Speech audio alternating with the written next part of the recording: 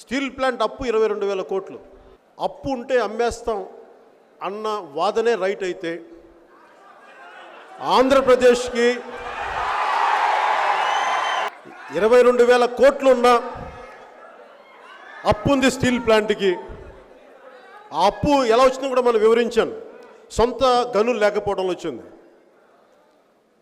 So అప్పే ప్రాతిపాదికను తీసుకుంటే ప్రైవేటీకరణ చేసేస్తాం అని ఎవరన్నా అంటే, ఆంధ్రప్రదేశ్కి కొన్ని సంవత్సరాలుగా కొన్ని దశాబ్దాలుగా వస్తున్న అప్పుతో పాటు అదనంగా వీళ్ళు చేసిన ఒక 2.5-3 లక్షల కోట్ల అప్పు కలిపి 6 లక్షల కోట్లు అయింది ఈ రోజున. అంటే ఇప్పుడు ఆంధ్రప్రదేశ్ని కూడా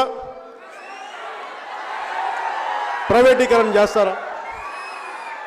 మరి ఇది చేయనప్పుడు అది ఎలా చేస్తారు? ఇదే నా వాదం. ఇంతకు మించి పెద్ద గొప్పగా తెలివితేటలు వద్దు. ఇది చేయనప్పుడు అది చేయకూడదు.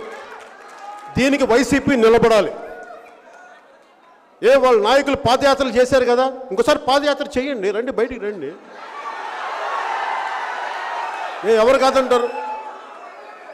నేను మనస్ఫూర్తిగా మద్దతు ఇస్తాను. అలా వస్తే నేను మద్దతు తెలుపుతాను, సంఘీభావం తెలుపుతాం. అవి చేయరే మరి.